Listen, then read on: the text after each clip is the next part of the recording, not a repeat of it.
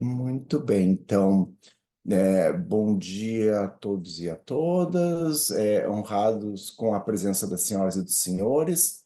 O programa de pós-graduação em Psicologia da Pontifícia Universidade Católica do Rio Grande do Sul tem a satisfação de abrir os trabalhos da oitava apresentação e defesa de tese do ano 2024. A doutoranda Joana Paim da Luz iniciou seu curso de doutorado na área de cognição humana em março de 2020. Nessa sessão, Joana Paim da Luz apresentará e defenderá sua tese intitulada Implicações da Vitimização por Ameaça e Privação na Linguagem e na Teoria da Mente de Estudantes dos anos finais do ensino fundamental, com o objetivo de satisfazer o último requisito para a obtenção do grau de doutora em Psicologia. A avaliação ficará no encargo do orientador, né, Christian Christensen, e os membros da comissão de avaliação, a professora doutora Janaína Weisheimer, da Universidade Federal do Rio Grande do Norte, o professor doutor Breno San Vicente Vieira, da PUC-Rio, e a professora doutora Ingrid Finger, da Universidade Federal do Rio Grande do Sul. Joana, então, agora eu vou passar a palavra para ti, para tu fazeres a apresentação, né? Fica à vontade para compartilhar a tua tela, né? E aí, depois da apresentação, a gente passa a arguição, tá? Deixa eu inverter aqui a ordem para conseguir partilhar.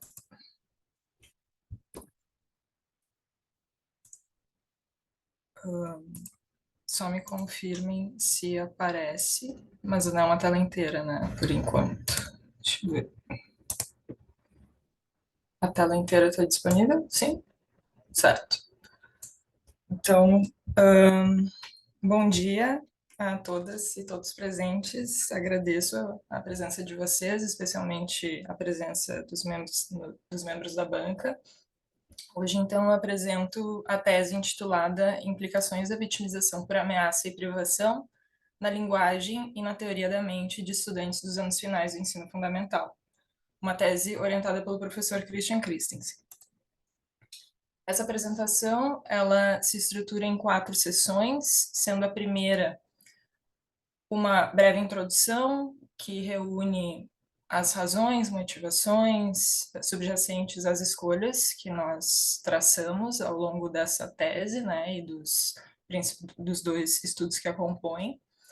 Em seguida, nós faremos uma breve síntese do artigo teórico que amparou o estudo empírico realizado. Posteriormente, nós vamos discutir os principais resultados obtidos com o estudo empírico e, finalmente, serão feitas considerações finais a respeito dos 2 estudos. A gente inicia, então, essa discussão olhando para o lugar do Brasil no cenário mundial em relação à vitimização em sentido amplo, né? A violência e a desigualdade social que caracterizam a realidade brasileira, elas se encontram entre as mais expressivas do cenário mundial. Indicadores recentes indicam, né, que o Brasil ocupa o primeiro lugar no ranking mundial de homicídios em números absolutos. E, ao mesmo tempo, o 14º lugar em um ranking mundial relacionado à desigualdade social. A situação do Rio Grande do Sul, especificamente, né, em relação ao restante do Brasil, ela é relativamente melhor, né, um pouquinho privilegiada, ainda que não ideal, com médias de homicídios em números absolutos, taxas de homicídios inferiores às observadas no restante do Brasil, e Porto Alegre ocupa a 2ª posição em um ranking nacional de capitais com maior renda média. Mas isso não faz da vitimização observada tanto no Rio Grande do Sul quanto no restante do Brasil um assunto menos importante, muito pelo contrário, né? A gente sabe que circunstâncias adversas, elas favorecem a manutenção de adversidades, né, de modo geral, para o desenvolvimento pleno de crianças e adolescentes. Por isso que estudos, iniciativas que se propõem a descrever diferentes tipos de vitimização e as suas implicações no desenvolvimento de crianças e adolescentes são tão pertinentes. O modelo bidimensional de vitimização precoce, ele assume duas dimensões principais, né, que caracterizam as adversidades no começo da vida. Essas dimensões são a dimensão da privação e da ameaça, caracterizadas pela ausência de estímulos sociocognitivos complexos, no caso das experiências de privação, e ameaças à sobrevivência ou integridade física de crianças e adolescentes, no caso de experiências caracterizadas por ameaça. As diferentes adversidades enfrentadas por crianças e adolescentes se distribuem, então, ao longo dessas dimensões, né? Portanto, o modelo ele não assume que são dimensões excludentes, mas sim concomitantes, o que faz com que essas diferentes experiências sejam caracterizadas por maior ou menor identificação com cada uma das dimensões, né? A gente observa que experiências de institucionalização, negligência parental e pobreza aparecem mais associadas à vitimização por privação, enquanto que experiências de abuso sexual, violência doméstica e violência comunitária se mostram mais fortemente associadas à vitimização por ameaça. O modelo, ele também assume que experiências adversas de privação impactam mais fortemente o processamento cognitivo, enquanto que experiências adversas caracterizadas por ameaça têm um potencial maior de impactar o processamento emocional. Mas o fato é que os diferentes domínios e funções cognitivas sensíveis a níveis elevados de estresse e a privações de estímulos sociocognitivos complexos, eles acabam sofrendo implicações por vezes duradouras, né, persistentes ao longo do ciclo de desenvolvimento, e dois desses domínios são a linguagem e a teoria da mente. Domínios esses dos quais essa tese se ocupa. Observando a linguagem especificamente, nós observamos que ela se mostra imperativa para a execução de tarefas que demandam a atribuição de estados mentais, sejam esses estados cognitivos ou afetivos. A literatura acerca da aquisição da linguagem demonstra que esse processo ele varia de acordo com circunstâncias culturais e comunitárias, o que reforça, né, a relevância de investigações acerca de suportes universais contextuais relevantes para o sucesso desse processo. Portanto, estudos interessados em entender como a vitimização em sentido amplo impacta o desenvolvimento da linguagem se inserem nesse grupo, né, de iniciativas interessadas em entender melhor suportes universais contextuais relevantes para a aquisição e desenvolvimento da linguagem. A literatura acerca da relação entre linguagem e vitimização, com bastante frequência, refere-se à lacuna de 30 milhões de palavras, que consiste na diferença percebida no acesso à linguagem entre crianças de diferentes estratos socioeconômicos, né? Aquelas crianças desprivilegiadas socioeconomicamente, elas se mostram prejudicadas quantitativamente e qualitativamente no que tange a linguagem. E essa lacuna, ela é com bastante frequência acompanhada por desempenhos de inteligência, vocabulário e processamento de linguagem inferiores, quando comparadas aos seus pares. Já os estudos que se ocupam da vitimização por ameaça e de suas implicações no desenvolvimento da linguagem concentram-se com bastante frequência em habilidades pragmático-expressivas, expressivo-narrativas e receptivas, observando rendimentos inferiores nessas habilidades por parte de crianças e adolescentes mais expostos à vitimização por ameaça. Já a teoria da mente, né, entendida como um componente da cognição social, ela é constituída, por sua vez, por um subcomponente, né, o componente cognitivo, relacionado ao reconhecimento de crenças, conhecimentos e intenções, e também por um componente afetivo, associado ao reconhecimento de estados mentais afetivos, como é o caso das emoções. Estudos acerca da relação entre a teoria da mente e a vitimização reportam que crianças e adolescentes mais expostos a circunstâncias de privação apresentam rendimentos inferiores ou desempenhos inferiores em tarefas que demandam o reconhecimento de falsas crenças e emoções, por exemplo. Enquanto que crianças e adolescentes mais expostos à vitimização por ameaça apresentam com bastante frequência viés atencional para ameaça social, o que representa um desafio para a consolidação do componente afetivo da teoria da mente. Existe um consenso na literatura acerca da relevância da linguagem para o desempenho em tarefas que demandam a atribuição de estados mentais. Mas não é consensual o papel específico da linguagem, né? Nuances relacionadas a componentes específicos e os seus impactos e relevâncias para o desenvolvimento da teoria da mente e para a performance, para o desempenho em tarefas que demandam a atribuição de estados mentais.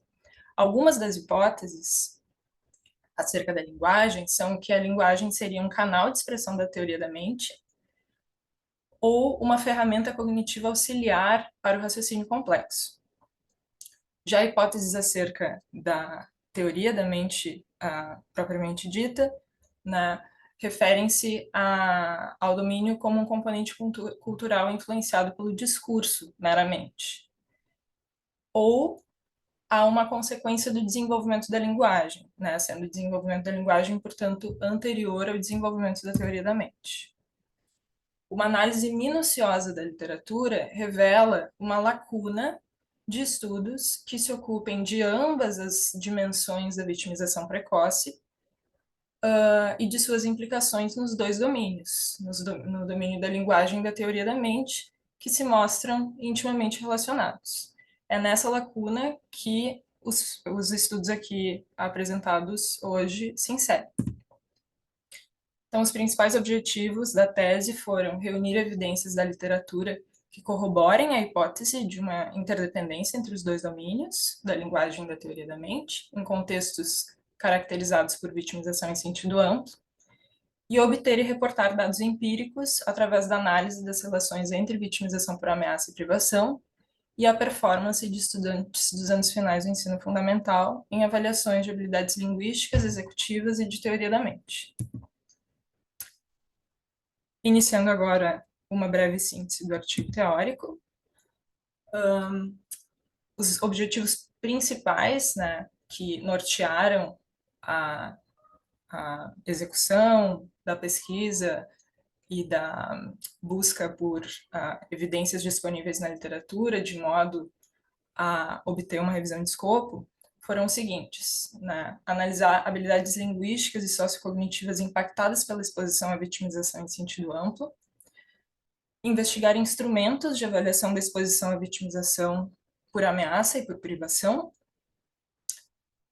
investigar possíveis prejuízos ou patologias de natureza linguística decorrentes da vitimização em sentido amplo, analisar os impactos de experiências adversas nos subcomponentes da teoria da mente e também analisar a relevância de habilidades linguísticas para o desenvolvimento em teoria da mente. A revisão de escopo, ela foi orientada pelo manual JBI e pela lista de verificação Prisma, como guias para a obtenção de transparência e integridade textuais. A estratégia de busca, ela foi composta por duas etapas, né? Ela se realizou em duas etapas, sendo a primeira a consulta em 3 bases de dados, PubMed, Scopus e Web of Science, e uma etapa complementar que consistiu na utilização da ferramenta de inteligência artificial Insightful para a obtenção de outras fontes.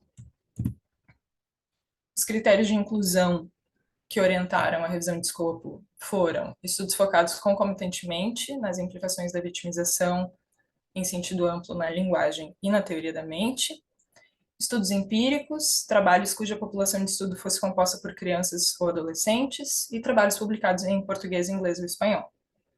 Já os critérios de exclusão, né, contrários aos critérios de inclusão, incluíram estudos focados parcialmente em nosso escopo, mas não totalmente, estudos teóricos, trabalhos cuja população de estudo fosse composta por adultos e trabalhos publicados em outras línguas.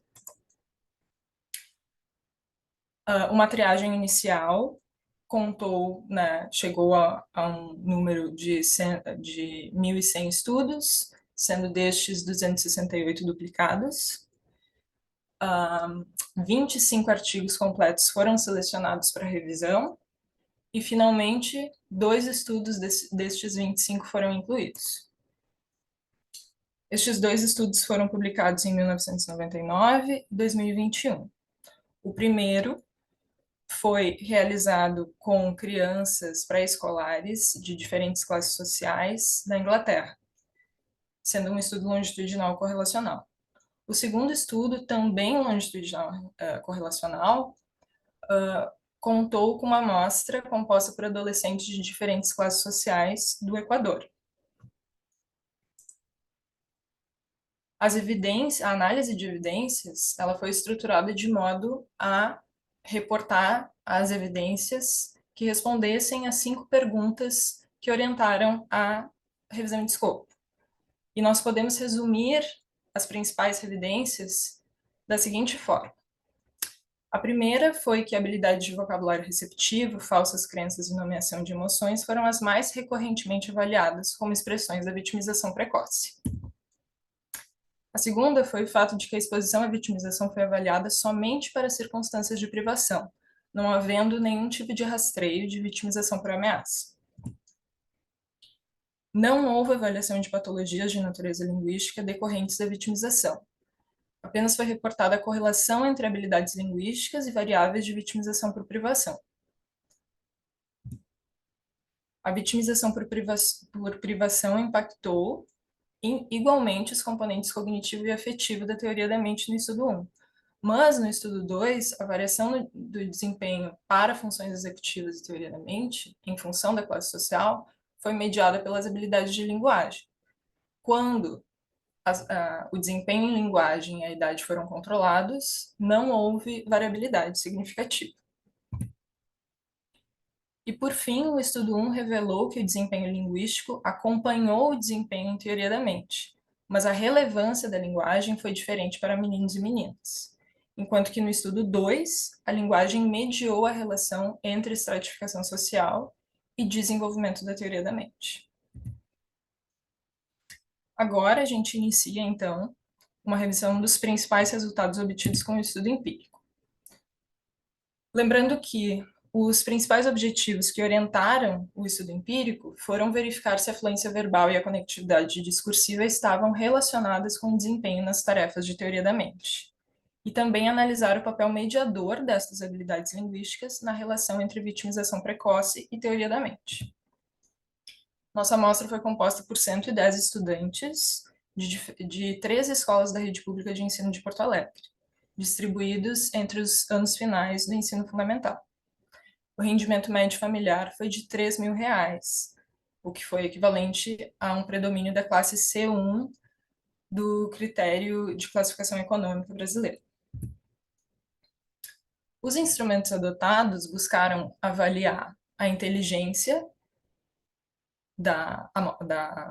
dos participantes, a vitimização em sentido amplo, por meio de uma anamnese e de um questionário autoaplicado de vitimização por ameaça, habilidades de teoria da mente cognitiva e afetiva, a linguagem narrativa oral e a fluência verbal, e funções executivas, especificamente memória de trabalho. A coleta de dados foi organizada em 5 blocos, sendo o primeiro conduzido por telefone, com os responsáveis, todos eles autorizados por esses responsáveis, por meio da assinatura, né, de termo de consentimento livre e esclarecido, e a assinatura dos estudantes do termo de assentimento livre e esclarecido. E os blocos seguintes, 2, 3, 4 e 5, foram realizados nas escolas, individualmente, com variação de duração entre 20 e 40 minutos aproximadamente. A distribuição dos instrumentos nesses blocos buscou conservar, né, buscou obter uma manutenção desse tempo de duração similar entre os blocos, e também uma variabilidade de domínios avaliados. por bloco. A análise de dados, ela se utilizou da análise de grafos de fala, obtida por meio da utilização da ferramenta Speech Graphs. A ferramenta Speech Graphs basicamente fornece medidas quantitativas, né, métricas linguísticas, discursivas, narrativas, né, o termo pode ser discutido, o melhor termo pode ser discutido, mas são métricas que nos fornecem dados quantitativos de coesão textual, né, ou conectividade dos itens lexicais de um texto. Essas relações são representadas por nós e por arestas. E as medidas obtidas por meio dessa ferramenta são variadas e distribuídas em diferentes categorias. Para este estudo, nós elegemos atributos gerais, atributos de conectividade e atributos de recorrência. A análise estatística, ela foi composta por estatísticas descritivas, estatísticas inferenciais. Essas, por sua vez, incluíram análises de comparação mediante exame de distribuição e a matriz de correlação para identificar associações entre variáveis, e assim realizar análises de caminho, né, o path analysis. Nos dois modelos de análise de caminho realizados, as variáveis de vitimização por privação e ameaça foram nossas variáveis independentes, as variáveis cognitivas relacionadas à linguagem representaram um papel mediador, né, foram variáveis mediadoras, e as variáveis cognitivas relacionadas à teoria da mente representaram as nossas variáveis dependentes. Todas as análises foram realizadas utilizando software R. Dentre os principais resultados, destacam-se as comparações entre sexo e classe social. Foi observado que o sexo feminino apresentou maior exposição para vitimização por maus tratos, abuso sexual e vitimização por ameaça em sentido amplo, quando comparado ao sexo masculino. Já a classe social E se mostrou mais exposta a circunstâncias de vitimização indireta, né, ou comunitária. Os modelos de path analysis foram organizados de modo a dividir, né, as habilidades linguísticas como variáveis mediadoras. Então, no modelo 1, a fluência verbal operou como variável mediadora na relação entre vitimização e teoria da mente. O que foi observado é que a relação preditiva negativa, foi observada uma relação preditiva negativa entre classe social e vitimização indireta, indicando que a inserção em uma classe social mais alta implica em uma diminuição à vitimização indireta, ou à vitimização comunitária, resultado consistente com a literatura. Foi observada também uma relação preditiva positiva entre vitimização por abuso sexual e fluência verbal fonêmica, na qual a vitimização por abuso sexual, a maior exposição à vitimização por abuso sexual, correspondeu também a um maior desempenho em fluência verbal fonêmica. Esse resultado, ele é contraintuitivo, mas a gente acredita que ele pode ser explicado pela característica da amostra, pelas características da amostra, né? Uma vez que a amostra foi composta majoritariamente por meninas, essas meninas tiveram um desempenho superior ao desempenho de meninos em tarefas de fluência fonêmica e também reportaram maior exposição à vitimização por abuso sexual. Foi observado também que a fluência verbal fonêmica apresentou uma relação preditiva positiva com R-match em circunstâncias de vitimização por abuso sexual, nas quais a maior exposição à vitimização por abuso sexual implicou em uma maior fluência fonêmica, como já foi dito anteriormente, e essa, por sua vez, acarretou melhor desempenho em teoria da mente afetiva, resultado esse consistente com a literatura e com as nossas expectativas. O modelo 2 adotou a conectividade narrativa como mediadora da relação entre vitimização e teoria da mente. Foi observado que a vitimização indireta ou o aumento da exposição à vitimização indireta, resultou em um aumento nas métricas gerais de atributos de fala.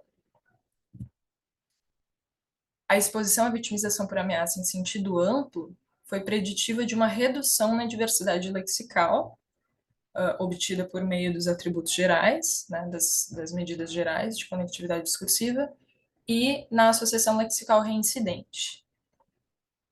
Resultados esses consistentes com as nossas expectativas. Maiores desempenhos em tarefas de teoria da mente, que demandam habilidades cognitivas e afetivas, foram acompanhados por menor diversidade lexical. O que, num primeiro momento, pode ser contraintuitivo e se associa também àquela relação preditiva observada entre vitimização indireta e atributos gerais.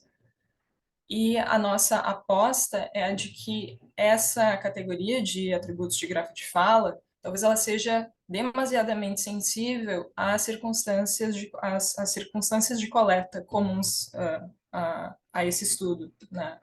Porque nós observamos que alguns estudantes se mostraram desconfortáveis, talvez ansiosos, em alguns momentos até pouco dispostos a produzirem relatos longos, né, narrativas longas, e também a responderem ao questionário JVQ por inibição, por vergonha, por constrangimento, não sabemos. E talvez esses resultados tenham enviesado os resultados finais, né, as evidências do estudo. Melhores habilidades de coesão narrativa acompanharam melhores habilidades de teoria da mente cognitiva e afetiva. Esse resultado, sim, dialoga com a literatura e com as nossas expectativas. E atributos de recorrência, apresentar atributos de recorrência, né, que correspondem a reincidências de associações lexicais, foram preditivos de habilidades maiores de teoria da mente cognitiva. Um resultado contrário ao observado em estudos anteriores. Nós podemos concluir que as evidências reafirmaram a expressiva relação entre linguagem e habilidades cognitivas e afetivas da teoria da mente, e especificamente, nós observamos que a classe social foi preditora da exposição à vitimização indireta, mas não explicou de maneira significativa nenhuma habilidade linguística ou sociocognitiva testada pelos modelos. A fluência verbal fonêmica foi a habilidade linguística mais sensível à vitimização por abuso sexual, ao mesmo tempo em que foi preditiva de habilidade de teoria da mente afetiva. Atributos gerais e de recorrência foram as métricas de conectividade narrativa mais sensíveis à exposição à vitimização por ameaça em sentido amplo, mas as suas relações com o desempenho amplo em teoria da mente foram contraintuitivas e inconsistentes com a literatura. E, por fim, os atributos de conectividade foram menos sensíveis à vitimização, mas altamente preditivos do desempenho amplo em teoria da mente cognitiva e afetiva. Nós acreditamos que os objetivos principais que orientaram essa tese foram alcançados, né, visto que os dois objetivos principais eram levantar evidências disponíveis na literatura acerca das implicações da vitimização em sentido amplo na linguagem, na teoria da mente, de crianças e adolescentes. A escassez de literatura acerca do assunto, a precariedade das estruturas das escolas da rede pública de ensino de Porto Alegre e a baixa adesão de estudantes foram adversidades que impactaram a realização dos estudos. O artigo teórico revelou uma lacuna substancial na literatura, que dialoga diretamente com questões de amplo interesse social, o que faz dessa tese pertinente. O artigo empírico trouxe mais evidências para essa discussão a partir de dados naturalísticos de fluência de leitura e atributos de grafo de fala, e de suas relações com a teoria da mente e a vitimização precoce bidimensional. E as dúvidas remanescentes concentram-se nos desdobramentos futuros dessas evidências, né? Sugerindo-se a escolha por diferentes amostras, talvez compostas por pré-escolares, com histórico de vitimização na infância e adolescência, e ferramentas complementares para avaliação de habilidade de teoria da mente e produção narrativa. Por fim, eu agradeço a esse time muito querido que acompanhou e viabilizou a realização desse estudo, e agradeço também a atenção de todos vocês. Muito obrigada.